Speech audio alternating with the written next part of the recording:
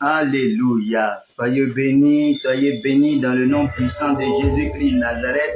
Que cet après-midi, que le Seigneur continue de vous fortifier face aux épreuves. Il continue de vous donner la force de pouvoir franchir ces épreuves, de pouvoir supporter ces épreuves, car il est écrit que lorsque ces épreuves arrivent et que nous apprenons à les supporter, nous prenons part aux souffrances de Christ. Un vrai enfant de Dieu doit souffrir. Un vrai enfant de Dieu doit être persécuté. Ainsi, il est toujours dit dans la Bible que celui qui veut vivre pieusement sera persécuté. Nous devons nous attendre à ces choses-là. Voilà. Tant que tu n'es pas persécuté, il faut revoir ta position.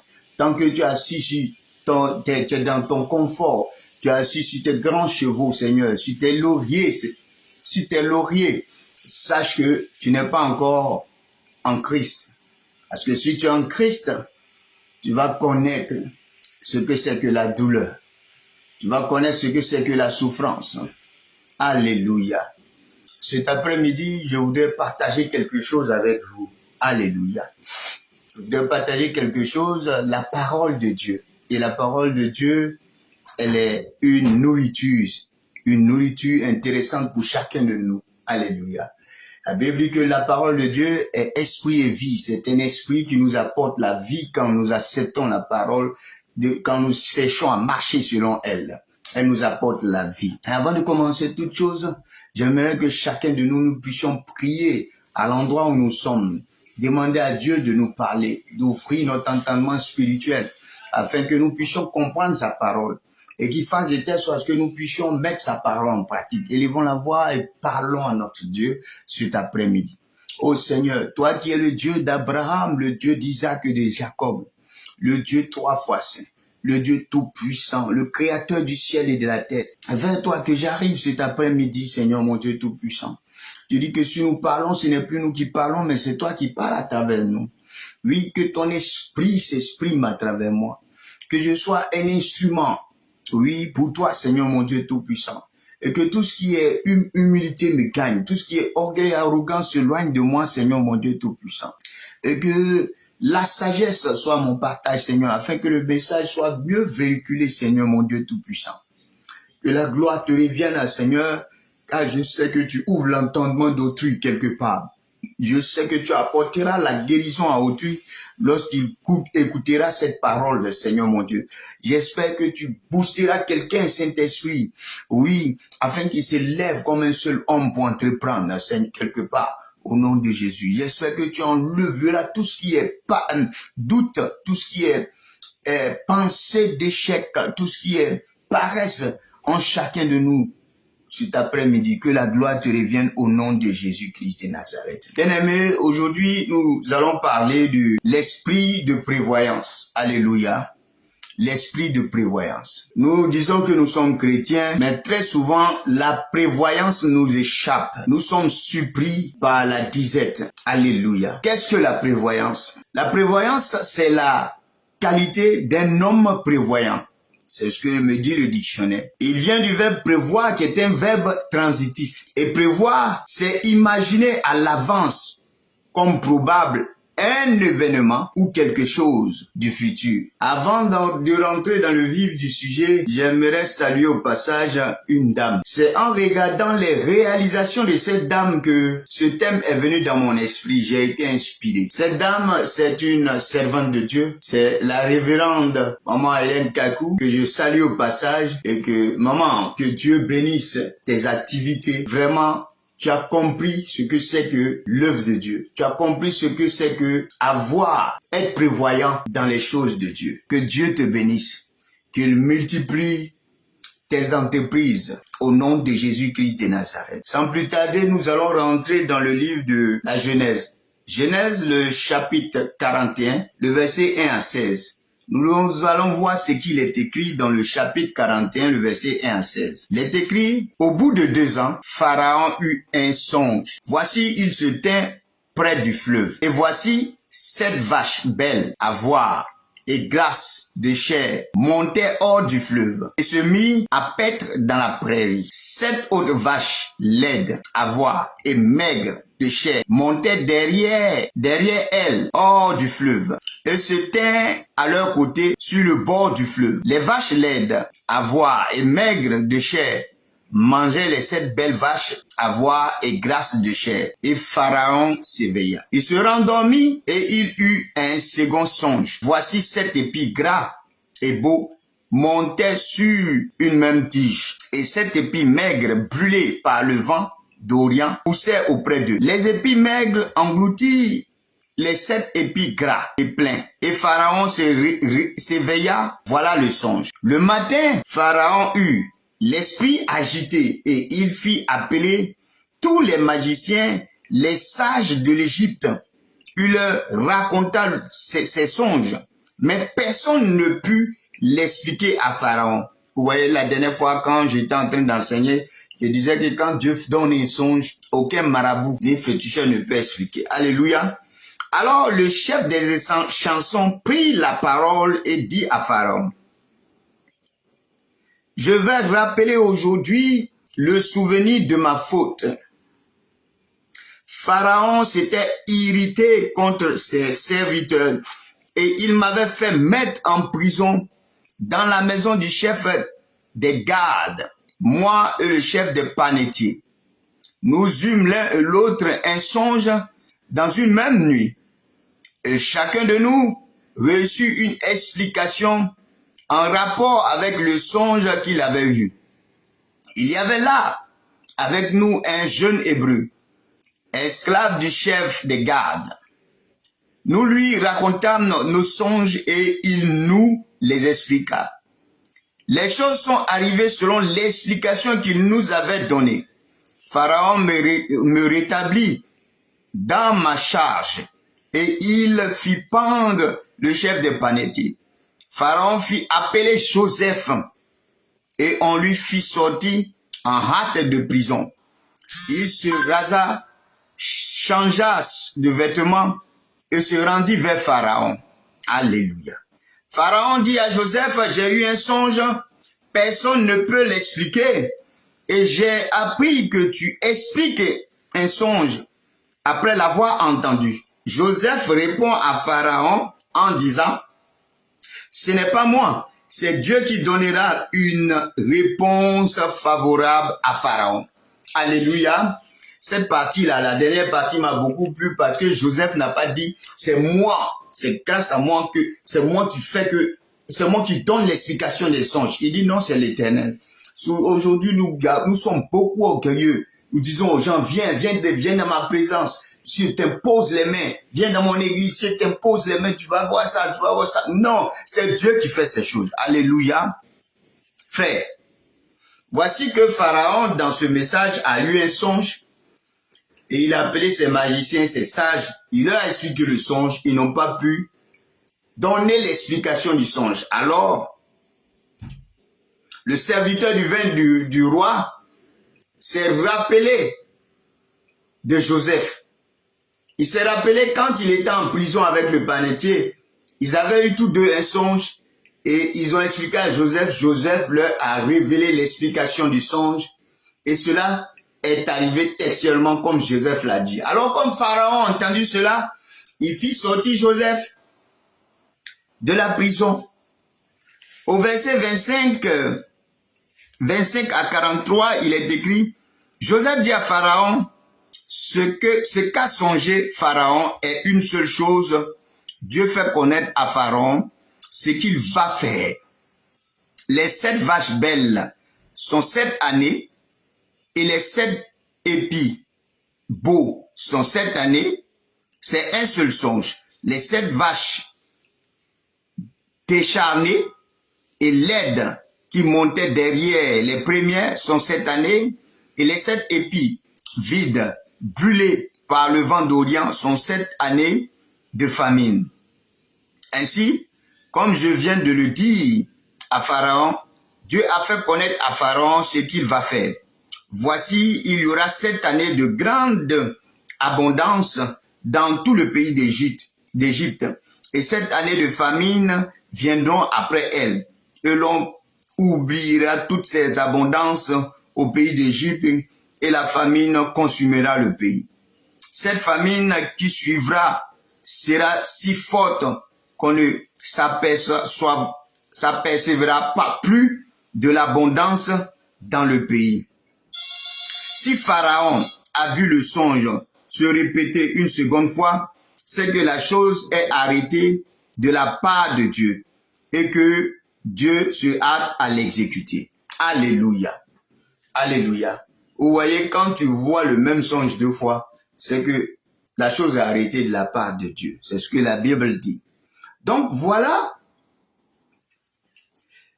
Dieu, par ce songe, veut faire sortir Joseph de la prison. C'est vrai qu'il veut faire sortir Joseph de la prison, mais connaissant le cœur de Pharaon, il sait que Pharaon va aimer Joseph.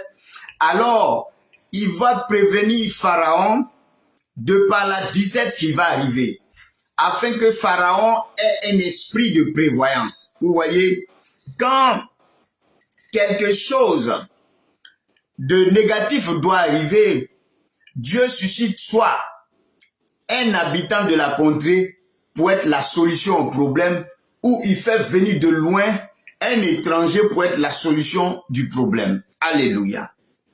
Donc, Dieu va faire que Joseph va sortir de prison, il va expliquer le songe à Pharaon. Alors, Pharaon va établir Joseph comme le premier intendant, le premier ministre de la contrée. C'est lui qui va s'occuper de prévoir toutes choses. Alléluia. Je veux dire aux gens que Dieu aime celui-là même qui a l'esprit de prévoyance. Alléluia. Parce que notre Dieu est un Dieu prévoyant. Alléluia. Écoutez-moi très bien. Chaque jour, des défis incroyables se présentent à nous. Et des ennemis comme les problèmes financiers, les problèmes de santé, les problèmes de facture ou de scolarité de nos enfants menacent notre tranquillité. Alléluia. Si nous désirons vaincre ces problèmes-là, alléluia, c'est maintenant, alléluia, en consacrant notre temps au travail. Alléluia. Aujourd'hui, les gens ne veulent même pas travailler. Alléluia. C'est dangereux. Si nous voulons vaincre les difficultés, nous devons consacrer notre temps au travail en nous sacrifiant pour la réussite de nos entreprises. Alléluia. J'entends souvent les gens dire que non, dans ce pays-là, il n'y a pas de travail. Mais s'il n'y a pas de travail, Dieu a tout enfui en toi. Toi-même, tu peux être un créateur d'une entreprise. Alléluia. La réussite se trouve en toi. Le travail que tu cherches, le travail dans lequel tu veux rentrer, faut te dire que c'est quelqu'un qui a pensé et qui a créé cela. Donc, tu n'es pas né bête. Tu es intelligent. Dieu aussi a mis des talents en toi. Si on ne t'embauche pas, frère, il y a des talents qui sont en toi. Tu peux réfléchir et puis créer une entreprise. Alléluia. Lorsque nous cherchons à travailler, nous préparons la paix dans notre vie. Alléluia. Si nous passons tout notre temps à dépenser notre argent et notre temps pour des choses futiles, il y a des gens aujourd'hui, quand ils travaillent, dès qu'ils sont payés, ils sont dans les bars, ils sont dans les boîtes de nuit, ils sont dans les maquis en train de boire. Ils font des dépenses inutiles. Beaucoup vivent au-dessus de leurs moyens. Mais que feriez-vous lorsque vous serez malade? Que feriez-vous lorsque les factures afflueront sur votre bureau ou dans vos boîtes aux lettres? Que feriez-vous lorsque vos enfants auront des problèmes de santé? Que feriez-vous lorsque vos enfants auront des problèmes de scolarité? Dieu nous demande d'être prévoyants. Le constat que je fais aujourd'hui, c'est quoi? C'est qu'en Afrique, des personnes travaillent. Elles passent leur temps à gaspiller leur argent. Gaspiller l'argent. Et quand elles tombent malades et que les médecins demandent une somme pour soigner la personne, c'est tout un quartier qui se lève pour collecter de l'argent pour la personne. Alléluia. Même quand la personne meurt, c'est tout un secteur qui se lève pour collecter de l'argent pour la personne, afin de payer le cercueil, les funérailles, etc., etc. Vous voyez, je ne dis pas que ce n'est pas bon, mais Dieu nous demande d'être prévoyants. Alléluia.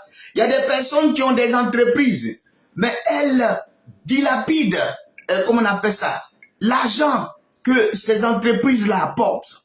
L'argent que ce commerce la rapporte, elle dilapide dans des vêtements qui coûtent cher, dilapide dans des chaussures qui coûtent cher. Elles vivent au-dessus de leurs moyens. Ce sont elles qui vont dans les funérailles et qui donnent des fortes sommes pour qu'on dise leur nom. Et quand elles n'ont plus rien, quand le restaurant ne fonctionne pas bien, quand l'activité ne fonctionne pas bien, on tourne la tête maintenant vers nos enfants pour qu'ils nous sponsorisent. Mais nous oublions que nos enfants aussi ont leur charge. Alléluia. Nous oublions qu'ils ont leur charge. Ils vont pas passer leur temps à nous sponsoriser. Nous cherchons des gens pour nous financer. Mais les gens ne vont pas passer leur temps à vous financer. Le gouvernement, l'État ne va pas passer son temps à vous financer. Si on vous a financé, frère, cherchez à être prévoyant. La prévoyance te permettra de boucher certains trous. Alléluia. Retenez ce conseil. Il est préférable de se battre pour entreprendre et mettre de l'argent de côté quand on est en bonne santé. Oui. Quand Dieu vous donne la santé, il faut se battre pour mettre de l'argent de côté. Alléluia. Que de se battre pour obtenir l'argent quand on est malade. C'est ce que je disais. On se bat pour obtenir l'argent quand on est malade. Alors que quand on était en parfaite santé, on avait l'argent, on n'a pas eu l'idée d'économiser. C'est dangereux. C'est dangereux. Alléluia. Il est vrai que nous ne pouvons pas tout prévoir, mais la sagesse de Dieu nous demande de préparer les temps difficiles. La sagesse de Dieu nous demande de préparer les temps de sécheresse, les temps de vaches maigres.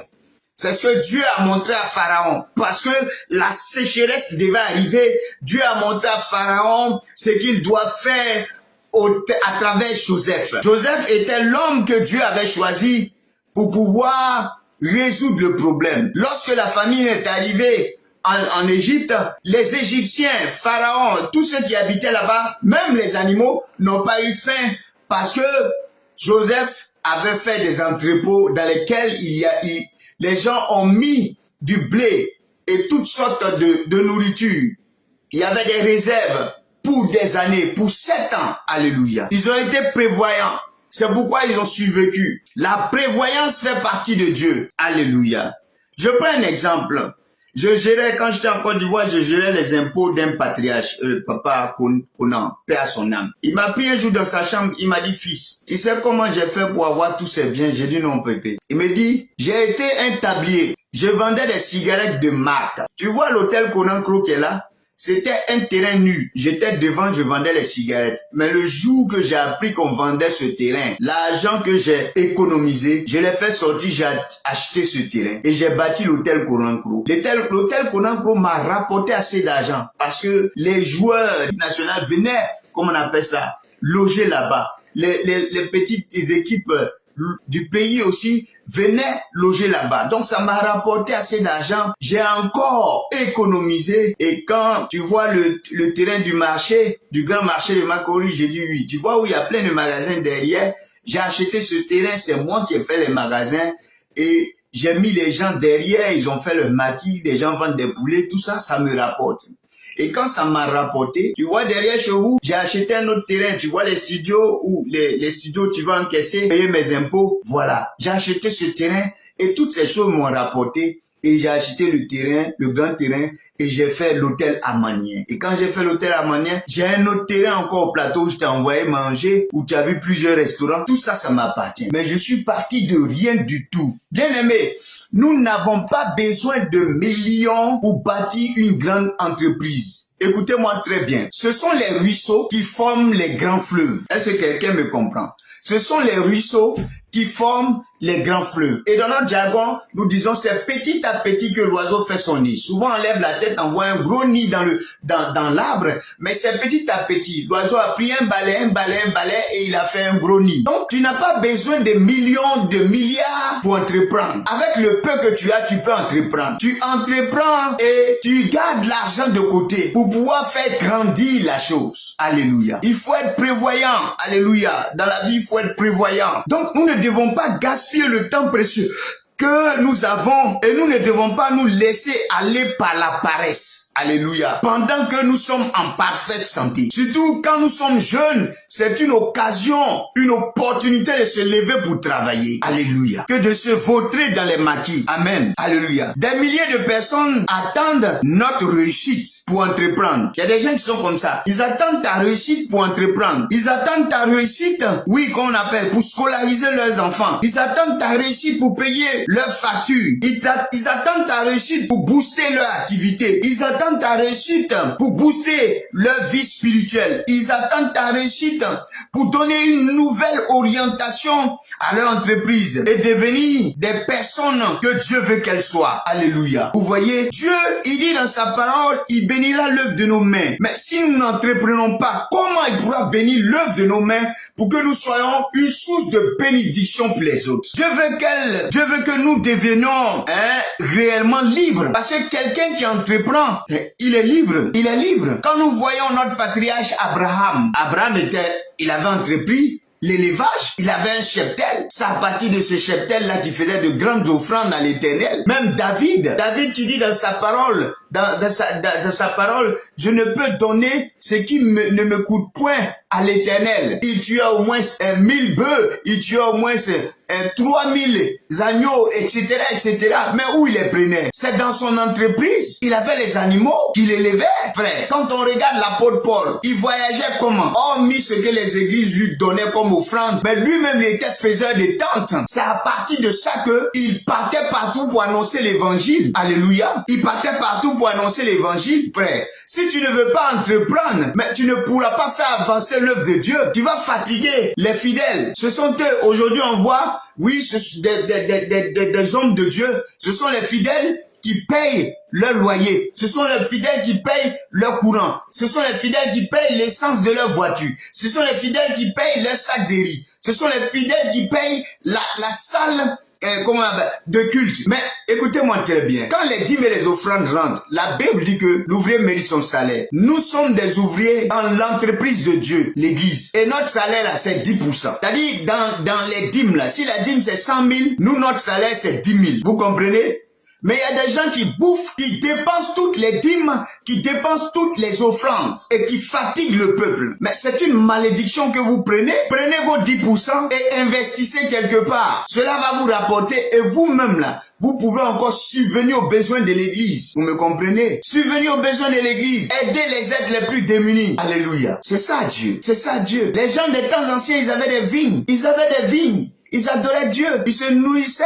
Dieu bénissait l'œuvre de leurs mains. Quand on prend Job, Job avait un cheptel. Alléluia. Mais nous ne voulons rien faire. Et quand nous sommes malades, c'est pour emmerder les autres. Mais les autres aussi là, mettez-vous dans l'esprit qu'ils ont des problèmes. Les autres aussi là, mettez-vous dans l'esprit aussi qu'ils sont pasteurs. Ils s'occupent aussi des veuves, des orphelins, des enfants démunis. Alléluia. Bien aimé, la liberté a un prix. La liberté a un prix. Et nous devons payer ce prix-là pour sortir de la dépendance. Sortir de la dépendance et ne plus être à la charge des autres. C'est le gros problème des Africains. Nous aimons être des saprophètes. Vivre dans le dos des autres. Être à la charge des autres. Alors que Dieu a tout mis en nous. Dieu a tout mis en nous. Il y a d'autres quand ils entreprennent net, c'est fini. Il faut qu'ils achètent tout ce qui est à la mode. Les nouveaux portables qui sont sortis, ils vont acheter. Les nouvelles chaussures qui sont sorties, ils vont acheter. Les nouveaux habits qui sont sortis, ils vont acheter. Les nouveaux sacs, ils vont acheter. Ils n'ont rien en réserve. Et quand l'entreprise est en train de faire faillite, il n'y a pas un sou pour boucher le trou. On emmerde les gens. Rentrons dans le livre de Proverbes, le chapitre 6, le verset 6 à 11. Qu'est-ce qu'il est écrit? Nous allons voir quelque chose dans le livre de Proverbes, le chapitre 6, le verset 6 à 11. Alléluia. Proverbes, le chapitre 6, le verset 6 à 11, il est écrit, va vers la fourmi paresseuse. Vous voyez, Dieu nous parle. Il dit, nous sommes des paresseux.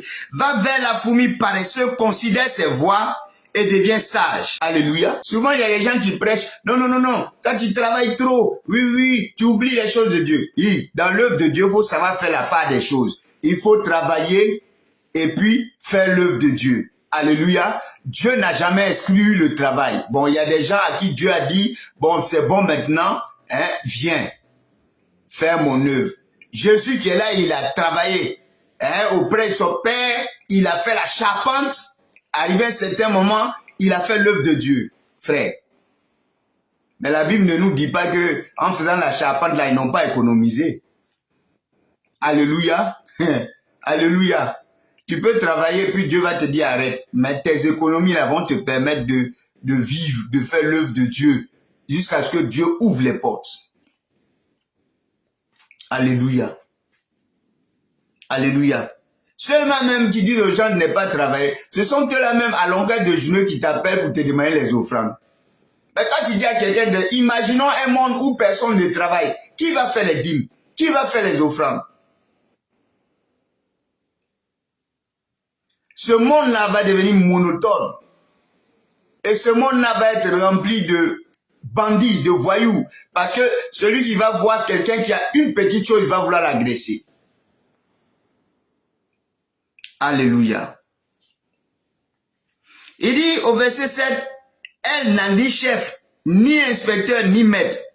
Elle prépare sa nourriture. Elle amasse pendant la moisson de quoi manger. Paresseux, jusqu'à quand seras-tu couché? Quand te lèveras-tu de ton sommeil? Un peu de sommeil, un peu d'assoupissement, un peu de croiser les mains pour dormir. Et la pauvreté te surprendra comme un rôdeur. Voilà ce que la Bible dit. La nature nous enseigne. La fourmi qui est là n'a pas de chef ni de maître. Elle travaille. Elle entreprend elle-même, elle amasse. Elle se nourrit de ce qu'elle a amassé quand il y a l'hiver. Parce que pendant l'hiver, il y a certains animaux qui ne peuvent pas sortir. Ils sont en hibernation. Ils se nourrissent de ce qu'ils ont amassé. Voici des êtres qui vivent instinctivement. Mais nous, Dieu nous a donné l'intelligence. Mais lèvons-nous, entreprenons. Entreprenons, soyons prévoyants. Parce que dans la vie, il y a des hauts, il y a des bas. S'il y a le jour, il y a la nuit. C'est ce qui fait l'équilibre des choses. Il y a l'abondance, il y a la disette. Tout ça, ça fait l'équilibre des choses. Ça doit nous pousser à être prévoyants. Alléluia. La fourmi travaille. Et toi, la Bible dit que si tu ne travailles pas, que tu croises les bras, c'est la disette qui va t'atteindre comme un rôdeur. Alléluia. Donc nous devons travailler, nous devons entreprendre en tant qu'enfants de Dieu. Frère, nous devons entreprendre. Moi, je bénis Dieu pour les serviteurs qui ont créé de petites sociétés, de petites entreprises, hormis l'œuvre de Dieu. Alléluia. Quand tu as entrepris, tu ne vas pas emmerder les autres. Parce que tu sais ce que la chose te rapporte. Et c'est toi-même qui prêtes aux gens. Et tu n'empruntes pas. Mais quand tu n'as pas un esprit de prévoyance, tu ne passes ton temps qu'à emprunter. Tu dilapides ce que Dieu te donne dans ton entreprise. Alléluia. Tu emmerdes les gens. Je disais une fois à une maman, tes enfants ne sont pas une source de revenus pour toi. Ils ont leurs problèmes aussi. Ils ont le courant à payer. Ils ont le loyer à payer. Ils ont leurs enfants à soigner quand ils sont malades. Eux-mêmes, ils doivent se soigner quand ils sont malades. Donc, ne les emmerde pas. S'ils t'ont donné quelque chose que tu as entrepris, il faut savoir être prévoyante. Ne dilapide pas tout l'argent et puis tu les emmerdes. Alléluia. Alléluia. Donc nous devons être comme la fourmi. La Bible dit n'a ni maître ni chef. Et ça veut dire que c'est pas dans une société seulement que tu dois travailler. Toi-même l'homme là, tu dois être le créateur même de ton entreprise. Voilà. Alléluia. Alléluia. Amen. Donc, si nous sommes en bonne santé, c'est pour travailler. Amen. Parce que le jour où la maladie va te clouer au sol, tu ne pourras plus travailler. Amen. Alléluia. Amen. Donc, si nous sommes encore jeunes, c'est encore l'occasion de pouvoir travailler. Alléluia. Amen. C'est encore l'occasion de pouvoir travailler. C'est assurément le moment de nous préparer à vaincre les temps difficiles qui se présenteront devant nous. Alléluia.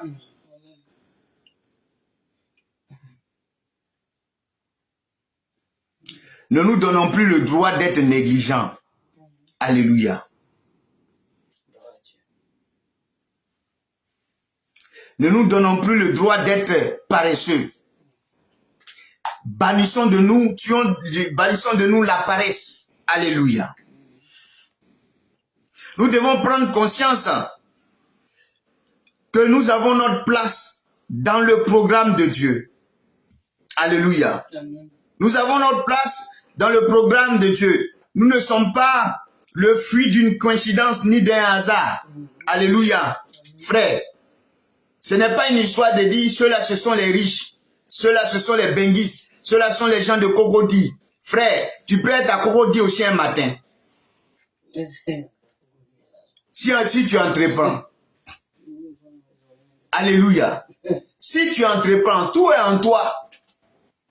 Découvre le talent qui se trouve en toi. Et le peu que tu as, commence. Alléluia. Je prends encore l'exemple de la grande chanteuse Aïcha Koné. Elle a commencé par quoi? Devant le cinéma magique de Makori. En vendant des oranges. En vendant des oranges. En découvrant aussi le talent que Dieu a mis en elle. Savoir chanter. Aujourd'hui, elle a tout. Elle a su économiser. Elle a entrepris. Alléluia. Je prends encore cet homme, Ismaël Isaac. On ne le voit plus chanter. Mais c'est un grand éleveur de moutons. Il a entrepris. Il gagne toujours. Alléluia. Amen. Tuons le doute en nous. Nous ne vivons pas pour les autres. Alléluia. Amen. Nous ne vivons pas pour les autres. Nous ne devons pas nous mettre dans l'esprit, mais qu'est-ce que les gens vont dire? Est-ce que la chose va marcher? C'est des choses que nous devons bannir de nous. Je connais un grand frère du secteur qui était en France. Un matin, il est venu, il dit qu'il est venu pour faire l'élevage de porc. Les gens se moquaient de lui. Mais aujourd'hui, on ne peut pas l'attraper. Ceux-là même qui se moquaient là, c'est eux maintenant qui cherchent à le racketter. Alléluia. Dans tout, il y a la richesse. Il suffit d'y croire. Il suffit de se jeter à fond dans la chose. Alléluia. Alléluia. Des milliers de personnes attendent notre succès et notre réussite. Donc, Dieu nous a créés pour répondre à certains de leurs besoins, pour souvenir, pour les sauver de l'échec et participer ainsi à l'accomplissement de son plan parfait pour l'humanité. Alléluia. Dieu nous attend. Il veut bénir l'œuvre de nos mains pour que nous puissions subvenir aux besoins des autres, bénir les autres. Alléluia. Bénir les autres. Dieu a béni la plantation de Boaz. La Bible dit que les fruits qui tombaient, Dieu lui avait révélé de ne pas toucher à ça. C'était les gens qui passaient, qui ramassaient pour manger. Donc, il bénissait les gens par son entreprise. Alléluia. Rentrons dans le livre d'Ecclésiaste, nous allons voir quelque chose. Là même, Dieu nous parle même très durement. Dans le livre d'Ecclésiaste. Ecclésiaste, le chapitre 6, le verset 3 à 5. Qu'est-ce qu'il est dit? Il dit, quand un homme aurait 100 fils, vivrait un grand nombre d'années. C'est-à-dire que Dieu bénit tes entrailles, tu as jusqu'à 100 enfants. Dieu te donne une longue vie. Tu vis jusqu'à 100 ans. vivrait un grand nombre d'années et que les jours de ces années se multiplieraient, si son âme ne s'est point rassasiée de bonheur, vous entendez? Si son âme ne s'est point rassasiée de bonheur, et si de plus, il n'a point de sépulture, c'est-à-dire que les gens d'avant, ils préparaient leur caveau familial. Yeah. Alléluia. Ils préparaient les caveaux familiales. Tout ça. Donc, ils se disaient à leurs enfants, s'ils meurent, c'est là que vous devez m'enterrer. Il y avait tout pour pouvoir les enterrer. Alléluia. Je dis qu'un avortant est plus heureux que lui. Car il est venu en vain. Il s'en va dans les ténèbres et son nom reste couvert de ténèbres. Il n'a point vu. Il n'a point vu. Il n'a point connu le soleil. Il n'a plus de repos. Il a plus de repos que ce tombe. Et quand celui-ci vivrait 2 fois 1000 ans, sans jouir du bonheur, tous ne vont-ils pas dans le même lieu? Voilà ce que Dieu dit. Dieu dit que si toi, il te bénit, il bénit tes entrailles, que tu as de nombreux enfants, il te donne une longue vie. Si tu n'as rien réalisé sur la terre, un enfant qu'on a avorté est mieux que toi. Dieu, il parle durement. Hein? Un enfant qu'on a avorté est mieux que toi. Parce que tu es venu en vain sur la terre. Hein? Tu mourras, tu iras dans les ténèbres, ton nom sera dans les ténèbres. C'est-à-dire quoi? C'est-à-dire que on ne parlera pas de toi. Parce que tu n'as rien réalisé. Yes. C'est pourquoi il dit ton nom sera dans les ténèbres. Aujourd'hui, on parle du président Félix Houphouët-Boigny. Pourquoi? À cause des réalisations. Dès qu'on regarde la basilique, on dit oui, ça c'est le président Houphouët-Boigny qui a fait ça. Dès qu'on regarde tel truc, on dit ça c'est le président. Donc son nom est immortel. Alléluia. Amen. Mais toi, tu ne veux rien faire. Mieux que le... Oui, c'est ce qui se voit aujourd'hui. Il a duré 25 ans en Europe, 45 ans en Europe. Il n'a rien réalisé dans sa nation. Point d'économie. Quand il meurt, on envoie un cercueil plombé. Les villageois même sont fâchés, ils ne veulent même pas qu'on l'enterre. Et ce sont les gens qui collectent de l'argent pour qu'on puisse faire un caveau pour lui. Une tombe pour lui. Mais si tu avais préparé sur toutes ces choses-là, tu penses que les gens allaient courir de gauche à droite pour demander de l'argent à autrui pour t'enterrer? Tes funérailles allaient être organisées parce que tu as tout préparé. En cours pour l'argent des bâches, en cours pour l'allocation des instruments, en cours pour les chaises, en cours pour faire encadrer ta photo pour mettre là, en cours pour acheter un cercueil. Mais tu es venu, Dieu dit tu es venu sur la terre en vain. L'enfant qu'on a avorté qui est mieux que toi. La Bible dit que si lui il vivait, il allait faire 2 fois plus que toi. Qui est resté sur la terre sans rien faire. Tu as travaillé en Europe, tu as passé ton temps dans les boîtes de nuit, passé ton temps à te promener avec la communauté des Ivoiriens, la communauté des Congolais, la communauté des choses, comment on appelle ça, des ouais, la communauté des Baoulés. Tu es dans les funérailles seulement. Rien réalisé dans ta nation. Dieu dit qu'un avortant est mieux que toi. Quelqu'un a chanté paix à son âme, il est devenu homme de Dieu, il est décédé. Désir champion. Il dit quand on travaille dans sa chanson, quand on travaille, c'est pas pour devenir mouton, c'est pour acheter un mouton. Ça veut dire beaucoup de choses. Ça veut dire beaucoup de choses. Nous devons être prévoyants dans la vie. Le petit boulot que tu fais en Europe là, sois prévoyant. Si tu dois te priver de caviar, prive-toi de caviar, mange les croissants. Demain, tu mangeras les caviars. Mais ne cherche pas à vivre au-dessus de tes moyens. Est-ce que tu me comprends? Amen. Ne cherche pas à vivre au-dessus de tes moyens. C'est le problème de l'Africain, ça.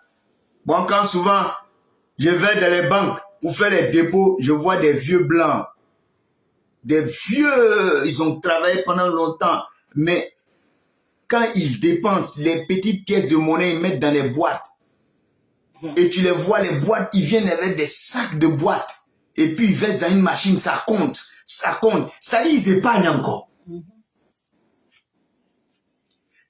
Mais toi, tu dépenses tout. Quand tu regardes le blanc, le milliardaire même, tu le regardes. Si tu ne fais pas attention, tu peux pas savoir qu'il est milliardaire. Parce qu'il est simple. Il va jamais faire savoir qu'il est milliardaire. Mais nous, les Africains, c'est là maintenant on va porter les grosses vestes Lacoste, serrer notre cou comme des vieux moutons pour montrer aux gens que nous, on a ça.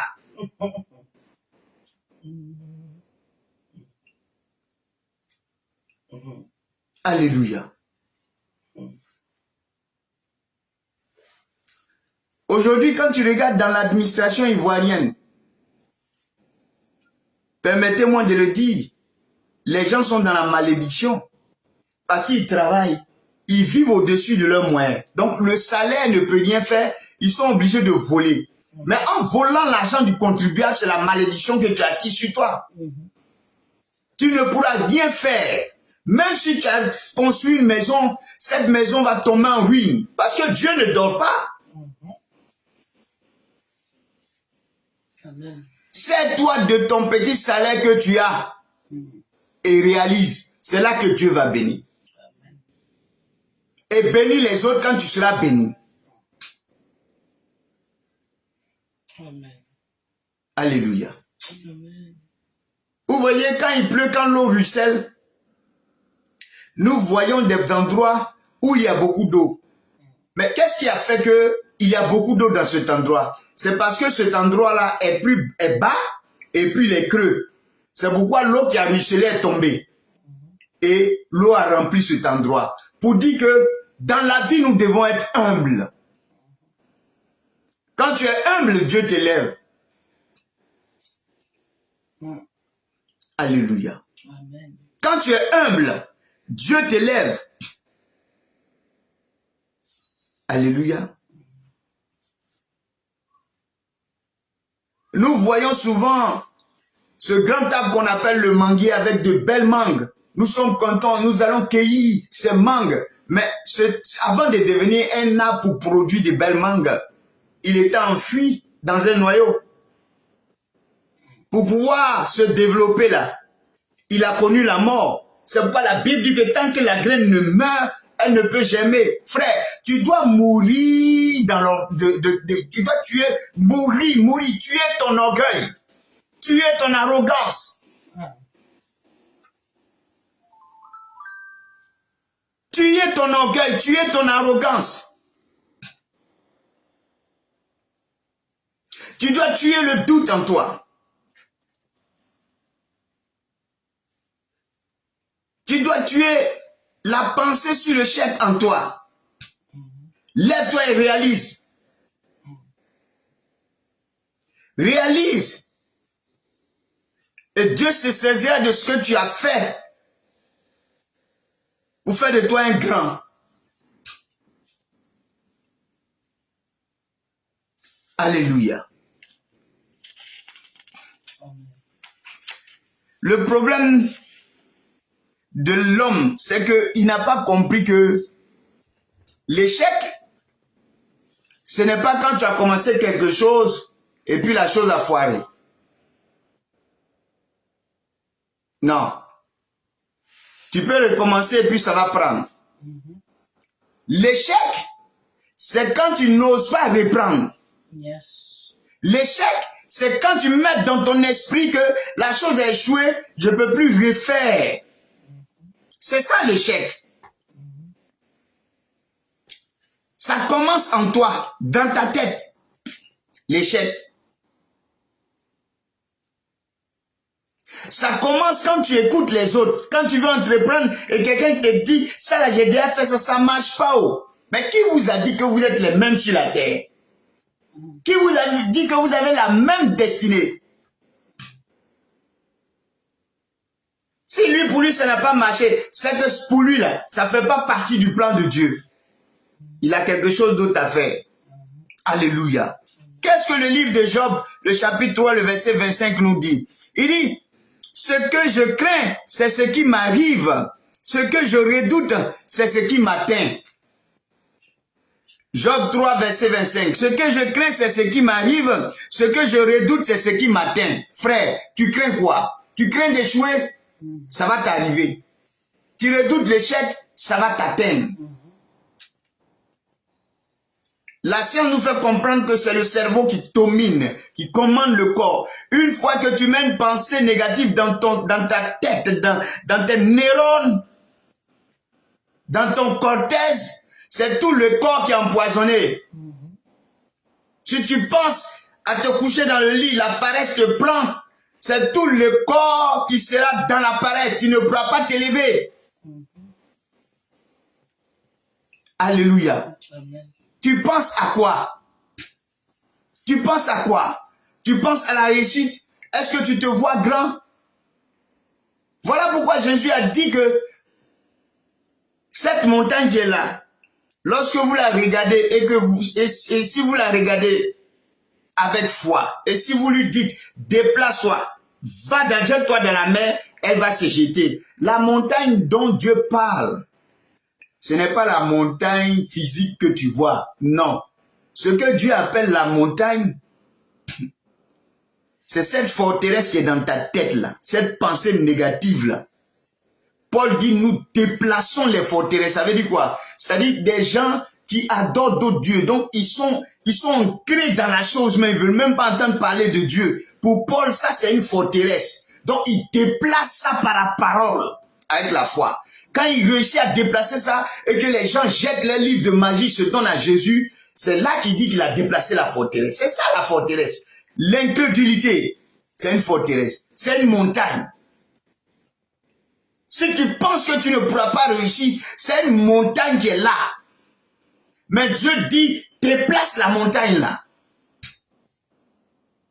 Mets dans ton esprit que tu vas réussir, va avec foi. La foi, c'est la chose, la ferme assurance des choses qu'on espère. Une démonstration des choses qu'on ne voit pas. J'espère avoir une grande entreprise. Donc, je démontre déjà même que je serai grand. Avec le peu que j'ai, je commence. J'économise. Quand il y a un trou, je bouche le trou. Avec l'argent que j'ai gardé. Et la chose grandit. J'ai foi que la chose va grandir. Elle va grandir. Alléluia. Amen. Je veux entreprendre. Donc, je dois aménager beaucoup de choses dans mon esprit. Vouloir entreprendre, ce n'est plus marcher avec les gens qui vont dans les boîtes de nuit. Vouloir entreprendre, c'est marcher avec les gens qui ont des entreprises. Ce que je veux faire, je tisse une amitié avec quelqu'un qui a déjà fait la chose pour qu'il me donne un peu de secret. C'est comme ça que ça se passe. Alléluia. Que dit le livre de 2 Thessaloniciens, le chapitre 3, le verset 10 à 12? Il dit, si quelqu'un ne veut pas travailler, tu ne manges pas non plus. C'est ça. Quand tu ne veux pas travailler, tu ne vas pas manger. Moi, quand je tourne dans les rues de Londres ici, là, je vois des gens qui le matin, des bras valides, des gens qui marchent bien. 2 Thessaloniciens, le chapitre 3, le verset 10 à 12 dit, si quelqu'un ne veut pas travailler, tu ne manges pas non plus. Des gens, des bras valides, des gens qui marchent bien. Mais quand ils arrivent dans un tournant, il fait comme s'il est infime pour demander de l'argent. Moi, j'ai vu une femme ici qui a l'habitude de raqueter. Un soir, pendant que la nuit tombait, elle est allée dans un coin là, où elle a garé sa Mercedes. Quelqu'un qui vient mendier.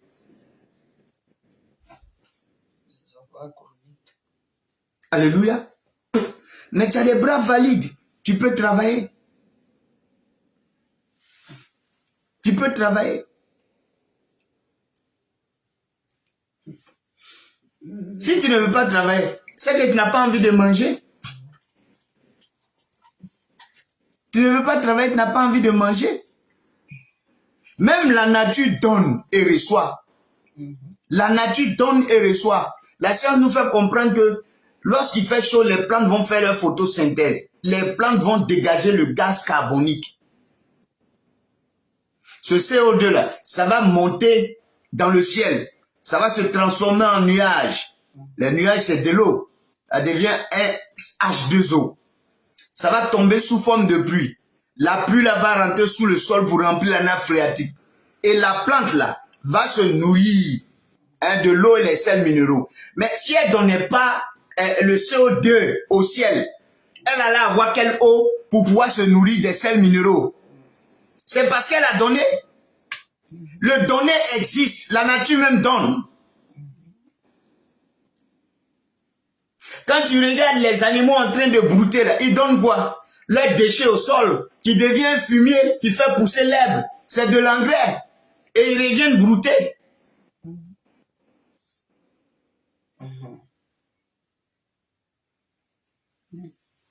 Ils reviennent brouter. Le donner existe il y a longtemps. Alléluia. Le donner existe il y a longtemps. Que dit le livre de Proverbes, le chapitre 13, le verset 4? C'est l'avant-dernier verset. Proverbe, le chapitre 13, le verset 4. Il dit, l'âme du paresseux a des désirs qu'il ne peut satisfaire. C'est vrai, aujourd'hui, on voit des gens, ils ont des idées. Ils ont de grandes idées même. Mais ils ne peuvent se satisfaire. L'âme du paresseux a des désirs qu'il ne peut satisfaire. Il veut manger une pizza, mais il ne peut pas. Parce qu'il est paresseux. Si tu travaillais, tu allais manger ta pizza. Alléluia. Mais l'âme des hommes diligents sera rassasiée par ce que la Bible dit. Tu veux être rassasié? Sois diligent. Alléluia. Ne croise pas les bras.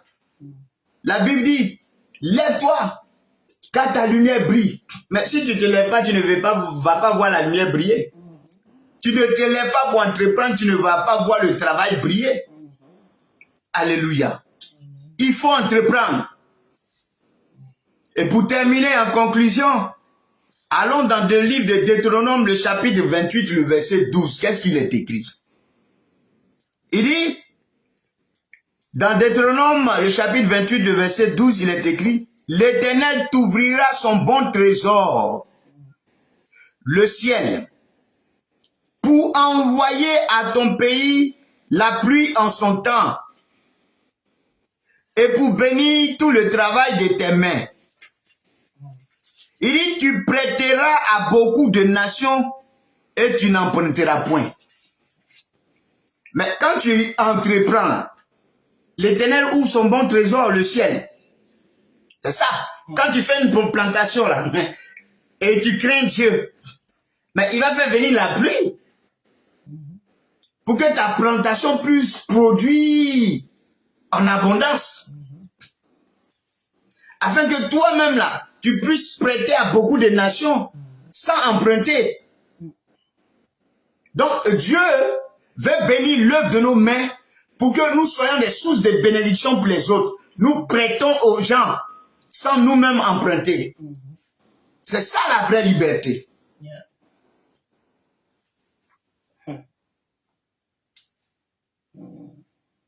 C'est ça la vraie liberté.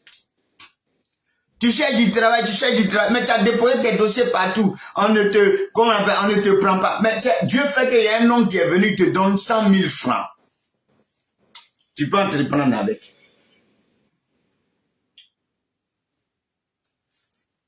Moi, je connais un jeune homme, un petit frère de mon secteur, paix à son âme. C'est quelqu'un qui a fini ses études. Il a déposé ses dossiers un peu partout à Blonde, tout ça là. À Fitissac, à Koussitam, et puis il y a une société qui fait les cigarettes là. Mais on ne le prenait pas. Mais un jour de Noël, il a un cousin qui est venu, le cousin lui a donné 100 000. Vous savez ce qu'il a fait? Il va acheter les friperies là. Il trie les belles chemises dedans, il envoie au pressing, il lave, il fait en mettre dans les sachets et il va dans les bureaux pour vendre. Il se faisait des sous comme ça. Et quelque temps après, une société de la place l'a récupéré. Mais quand ils l'ont récupéré, Dieu a-t-il mal fait de lui ouvrir une grande porte? Parce que quand il était dans son petit truc, il était bien. La porte s'est ouverte, il est devenu un grand soulard. C'est l'alcool qui l'a tué. Vous voyez? L'alcool l'a tué. Et il y a un autre encore, un autre exemple, un petit frère encore du secteur. Il s'est levé un matin, il a eu un peu d'argent, il a fait les pousse-pousse là. Il a commencé à ramasser les poubelles du quartier. Chaque fin du mois, il passe dans les maisons, on lui donne 1000 francs, 1000 francs, 1000 francs, 1000 francs. Vous savez combien de Warriors il a aujourd'hui? Ses amis qui ont fait ça avec lui là, eux ils sont en France. Il dit allez-y en France, moi je suis en Côte d'Ivoire. Les Warriors qu'il a aujourd'hui, on ne peut pas compter. Y compris les taxis. Il est encore là à la Sikoji, Makori. C'est ça. L'entrepreneuriat, ça se passe dans la tête. Dieu a tout mis en nous. La Bible dit, et Dieu vit que tout ce qu'il a créé était bon, est bon. Il a jugé bon de te créer et il a mis les bonnes choses en toi. Il dit, vous êtes bénis de toutes les bénédictions dans les lieux célestes. Ça. Oh Seigneur. Que le Seigneur nous bénisse. Au nom de Jésus-Christ de Nazareth. Amen.